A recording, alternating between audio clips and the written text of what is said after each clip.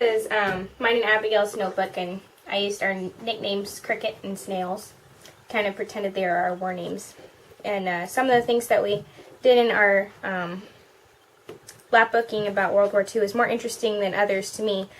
One of the things that was most interesting to me was the pride of Japan and how they felt left out with the war. They wanted to be a show off, I guess, but the first thing that caused World War II was Hitler's his anti-Semitic and his racist views, where he was trying to destroy the Jews and other people that he thought were inferior to the German race. They called them Aryans, and he wanted to destroy them, and basically he felt like the humans would benefit if they didn't have to be married into Jews and black people and other people like that. So that was one of the causes of World War II. Another one was Hitler's desire to make Germany the biggest nation in the world. He wanted to basically take over the world, but he pretended like he only wanted to control Europe. He also was a very wicked person. He killed a lot of people, particularly God's chosen people, the Jews. And it's been very interesting in this study of World War II to find out how angry I can get at people that are dead. They were very, very wicked people, and there were others in his that also helped with his wickedness. Unfortunately, I lost my pictures of them. They're floating around somewhere in the house, but one of them was Benito Mussolini. He was the Italian leader, and another was Hirohito, the Japanese ruler. But he was an emperor, I think around 20 years old, and he was basically a pawn. The generals took over his job and basically made the rules for Japan, and they were the ones who decided to bomb Pearl Harbor, and that's what got the U.S. involved in World War II, and we started trying to help the British and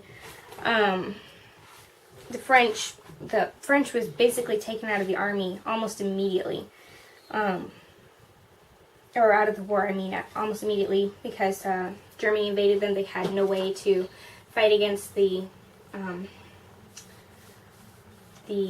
lightning warfare is what they called it.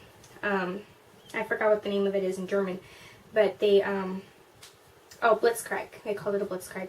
And it was basically very, very fast tanks that were full of troops, so they could push through the enemy lines, and then the troops would unload and block the Allies, the Americans, the French, from the rest of their army. So they basically capture and force the soldiers to surrender. And France was unable to stand against that. Belgium and Holland also fell to those. Belgium is where we'll be going to see, and some of the things I was hoping to see was some old World War II ruins while we're there. So actually, in Kaiserslautern, near where my daddy works, there's an old brick wall that surrounds a cemetery, and it's full of bullet holes from World War II. They're really big bullet holes, about this big.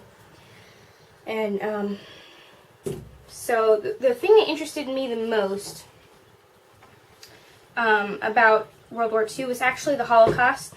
And Faith actually was hoping to do a report on the Holocaust. So I decided to talk more about Japan. Both the Holocaust and the part that Japan took in the war both riled up my emotions. So they were very interesting to me, and they caught my attention.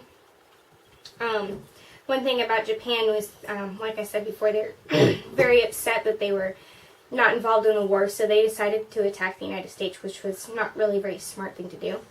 And they bombed Pearl Harbor and killed many, many people there, and destroyed the U.S. naval fleet that was there.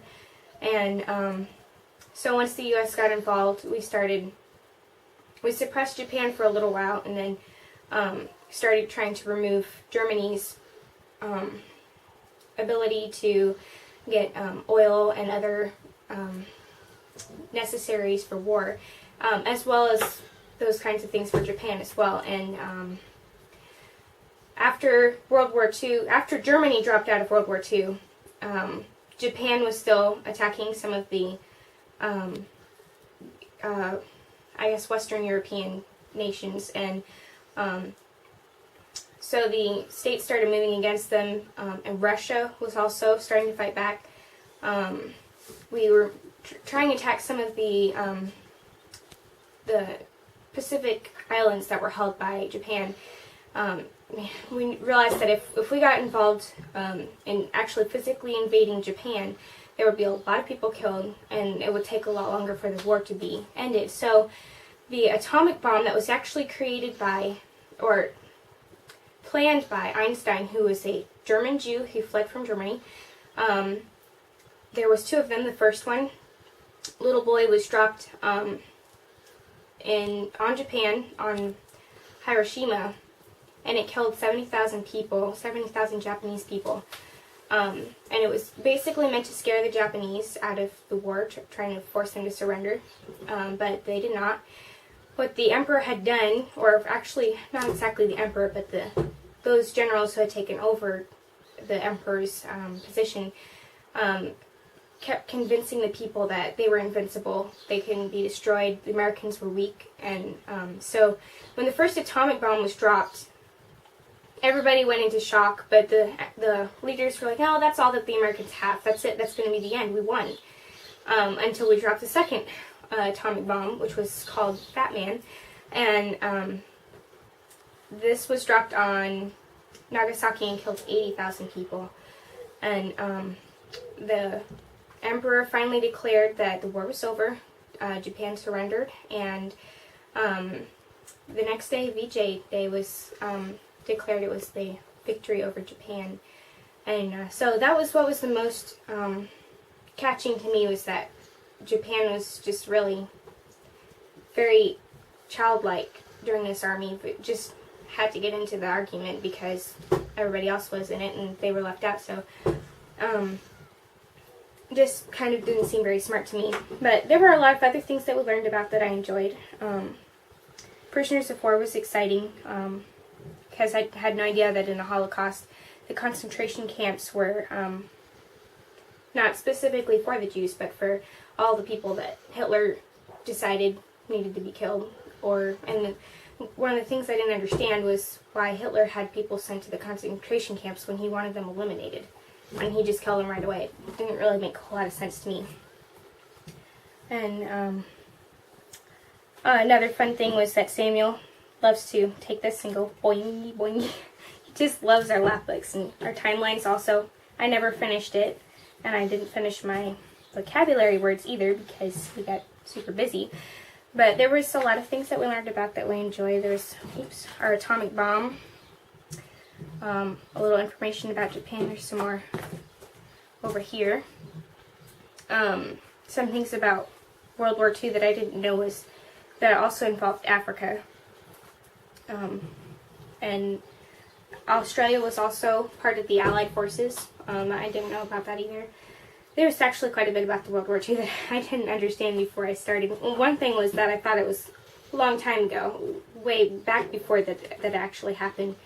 And it was very interesting to find out that some of our German Omas here were alive during World War II. I think Oma Wustel is 6 years old when the war ended, so she may have remembered a few things. She's never really told us about it, so I don't really know if we'll ever figure that out. But anyways, your grandfather. Oh, and my great-grandfather Walikata was in the Normandy invasion at D-Day, and he's in the Coast Guard. And when they invaded Normandy, the soldiers were beaten back. Every time they went to set a fresh load of soldiers down, they were just shot down. Nobody could get onto the island because there was little tiny spaces where they had fitted up machine guns for the Germans, and even though the Germans were caught by surprise, they didn't expect us to land on Normandy. They still held the ground very well until somebody figured out what was going on and managed to shoot into the little holes and destroy the machine gun firers. And so my grandfather was helpful in, with his job as a Coast Guard was to pick up the men that were floating out to sea, the men that were still alive that were floating out to sea, and put them on the ship and fix up their wounds and take them back home. And he said the hardest thing for him was that his orders were only to pick up the live men, and all the dead bodies had to float out to sea. They were not allowed to pick them up because there was no room on the ship. And he was talking about the men being so scared to death. They were just sick all over the deck. They couldn't stop throwing up. But they had expected, I'm not exactly sure how many people did, but thousands and thousands of people were expected to be killed in the Normandy invasion. And because of the Coast Guard, a lot of people were saved from floating out to sea and drowning out there. So my grandfather played a big part in it, and he wrote an autobiography, which I read. And I also called him on the phone and asked him some questions about it. So some of the soldiers that fought that are still alive have a very hard time talking about it because of the things that they saw and had to experience. But and my grandfather too, up until just a few years ago, he couldn't talk about it. It hurt him too much. So he got busy. As soon as the war was over, he got busy with his family life and working a job and stuff. So he never had to think about it for a while. And then somebody asked him about his experiences in the war, and he realized that it was hidden so deep in his heart that he couldn't talk about it. And when my dad and his brother grew up, they started to ask him questions about it, and he was finally able to talk about it. And he told me quite a few things about it when I called him. So, and he was excited to talk about it. He wasn't really very emotional about it. So, but it's very exciting to interview real soldiers that lived during that time, to actually almost listening to them. It's almost like being able to put yourself in that situation without having to deal with all the graphics. But it was very interesting. My grandfather lives in Cape Cod, Massachusetts right now, so we don't get to see him very often, but he sure does love for us to talk to him on the phone and things like that. So and other small informational videos that we watched, some pilots were also interviewed on there. It was very interesting to hear their stories. So anyway, that's my lap book, and those are some things that I was interested in learning.